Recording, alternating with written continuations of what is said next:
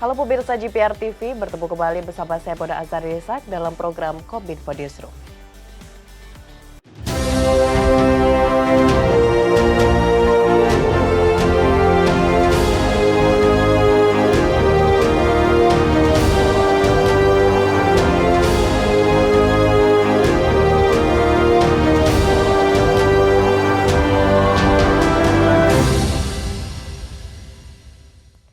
Pemirsa, kita ke informasi pertama. Kementerian Kesehatan Republik Indonesia mengadakan konferensi pers launching platform Satu Sehat SDM Kesehatan tentang penerbitan seumur hidup melalui pemutakhiran data tenaga medis dan tenaga kesehatan pada Rabu 11 Oktober 2023. Menteri Kesehatan Gunadi Sadikin menyampaikan bahwa penerimaan surat tanda registrasi atau STR seumur hidup bagi tenaga medis dan tenaga kesehatan kini lebih mudah dilakukan melalui portal Satu Sehat SDM Kesehatan.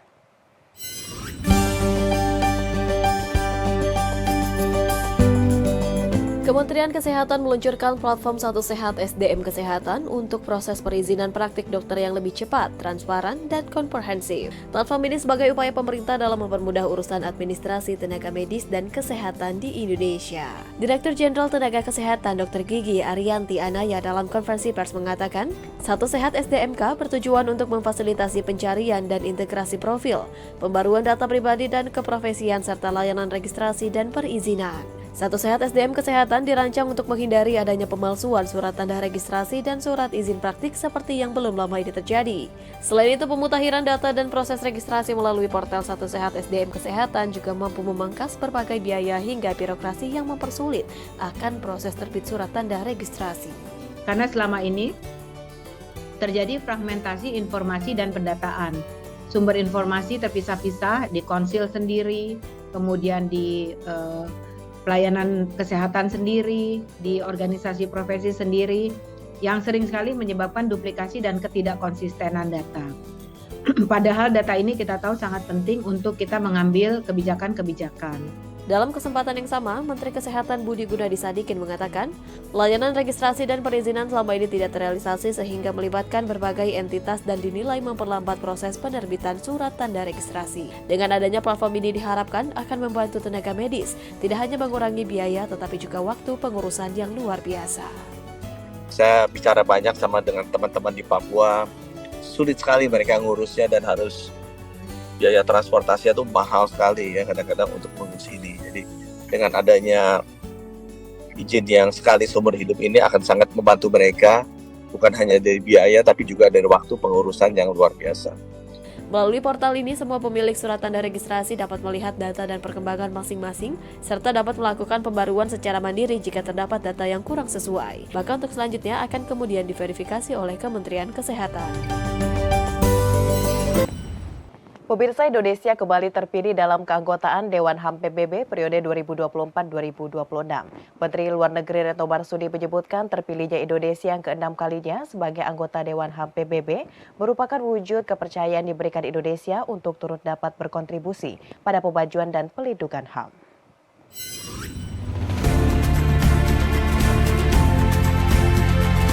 Indonesia kembali terpilih dalam keanggotaan Dewan HAM PBB periode 2024-2026.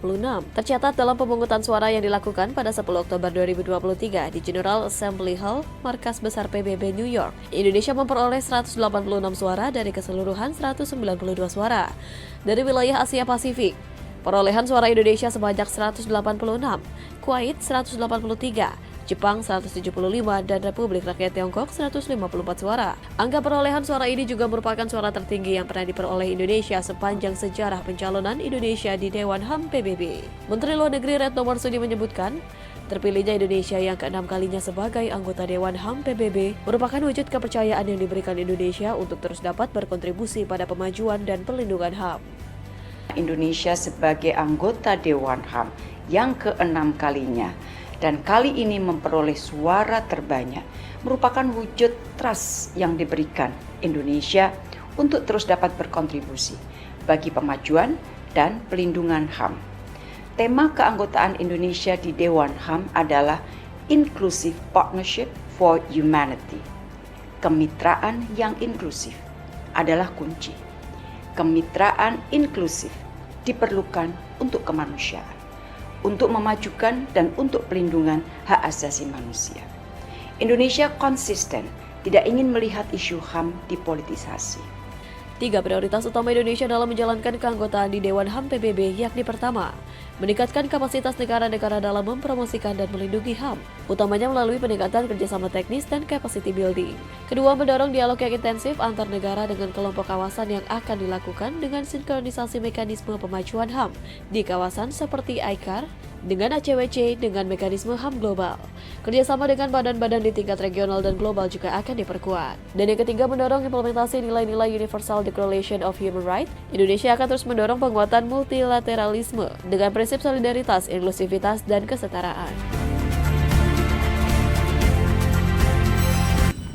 Pemirsa, sebagai upaya perkuatan pemilu damai 2024, Divisi Humas Polri menggelar dialog publik bertajuk Memperkuat Pemilu Damai dan Demokrasi Menuju Indonesia Maju. Pada sesi tersebut, Badan Pengawas Pemilihan Umum mengutarakan telah mengembangkan pusat pendidikan dan inovasi kepengawasan partisipatif melalui komunitas Jaribu Awasi Pemilu untuk mewujudkan pemilu yang transparan, jujur, dan adil. Senada hal tersebut, Ketua KPU RI Hashim Asyari menyebutkan beberapa poin untuk mencapai pemilu damai dan demokrasi 2024. Dalam dialog publik memperkuat pemilu damai dan demokrasi menuju Indonesia Maju yang diselenggarakan oleh Divisi Humas Polri, Ketua Bawaslu Rahmat Bagja mengatakan, menghadapi pemilu 2024, Bawaslu telah mencetak kader-kader pengawas partisipatif yang terampil, berdedikasi, dan berintegritas. Bagja mengakui tingkat kesadaran masyarakat dalam pengawasan pemilu masih rendah. Hal ini membuat Bawaslu membentuk pengawasan partisipatif sebagai bentuk kolaborasi dan sinergi dengan masyarakat untuk dapat menciptakan pemilu yang berintegritas. Bawaslu juga telah mengembangkan pusat pendidikan dan inovasi pengawasan partisipatif, juga menciptakan simpul-simpul pengawasan partisipatif di masyarakat, sosialisasi melalui media massa, serta melakukan kerjasama dengan perguruan tinggi. Bawaslu ada namanya Pusat Pengawasan Partisipatif. Kami membuat komunitas namanya Jarimu Awasi Pemilu. Silahkan ikut dalam komunitas ini untuk mengawasi pemilu. Di kesempatan yang sama, Ketua KPU Republik Indonesia Hashim Asyari menyampaikan, pemilu 2024 akan menjadi pesta demokrasi terbesar bagi rakyat Indonesia. Selain memilih pemimpin di tingkat nasional, rakyat yang memiliki hak pilih juga menentukan pemimpin di tingkat provinsi, kabupaten, dan kota. Hashim menyampaikan beberapa poin untuk mencapai pemilu damai dan demokrasi. Pertama, ia menegaskan, sebagai anak bangsa harus berpedoman teguh pada Pancasila. Kedua, ia mengingatkan agar tidak terjadi saling fitnah satu sama lain. Dan ketiga, bangsa Indonesia diuntungkan dengan telah dipersatukan oleh satu bahasa, yakni bahasa Indonesia. Bersama-sama. Oleh karena itu pemilu ini menjadi komitmen kita bersama untuk menjaga keberlangsungan hidup dan pertumbuhan hidup bangsa dan negara kita.